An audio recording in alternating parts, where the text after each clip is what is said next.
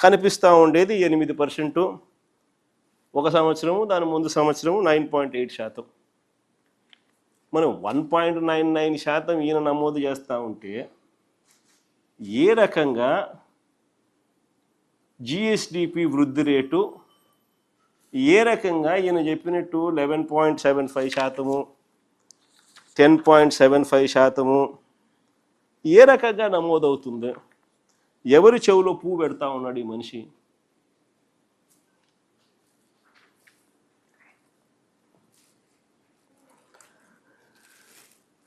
అసలు చంద్రబాబు నాయుడు గారి పాలనలో రాష్ట్రానికి ఆదాయాలు రావడంలా, రాష్ట్రానికి వచ్చే ఆదాయాలు తగ్గుముఖంలో ఉన్నాయి.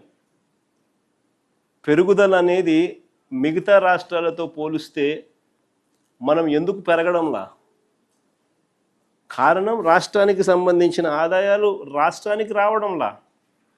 రాష్ట్రానికి సంబంధించిన ఆదాయాలు పక్కదో బట్టి చంద్రబాబు నాయుడు గారి జోబిలేకింత, ఆయనకు సంబంధించిన ఎమ్మెల్యేలకింత, ఆయనకు సంబంధించిన బెనామీలకింత అందరూ పంచుకుంటా ఉన్నారు. దోచుకో పంచుకో తినుకో అన్నట్టుగా. రాష్ట్రానికి సంబంధించిన ఆదాయాలు ఇసుక తీసుకున్నా, మట్టి తీసుకున్నా, సిలికా తీసుకున్నా, లాటరైట్ తీసుకున్నా, గ్రనైట్ తీసుకున్నా, లిక్కర్ మాఫియా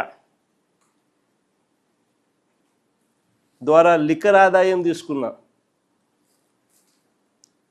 లేదా ప్రభుత్వ భూములు ఎడాపెడా నచ్చిన వారికి నచ్చిన రేటుకు ఎడాపెడా అమ్మే పరిస్థితి తీసుకున్నా, ఇలా వనరులన్నింటినీ కూడా దోచేస్తూ ఉన్నారు. కాబట్టి రాష్ట్రానికి సంబంధించిన ఆదాయాలు రాష్ట్రానికి రావడంలా.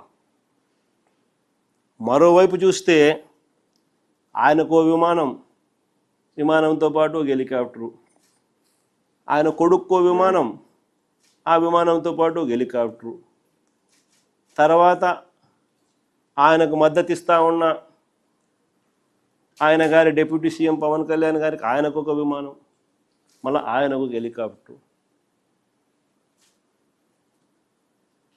అందరూ గాల్లోనే. ముఖ్యమంత్రి గారు కొడుకు ఒక పూట విజయవాడలో ఉంటే మరో పూట హైదరాబాద్లో ఉంటాడు. ఇంకో పూట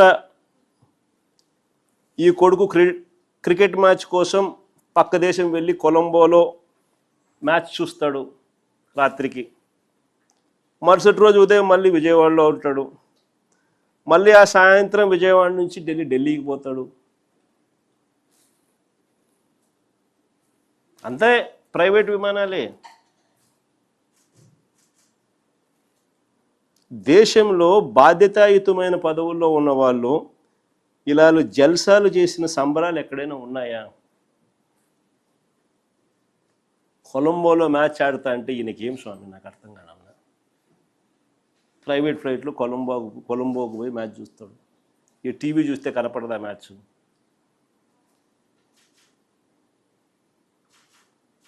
సరే, క్రికెట్ అభిమానివే అనుకో, టీవీ చూస్తే కనపడదా? నేను కూడా నిన్న టీవీలోనే చూసిన మ్యాచ్.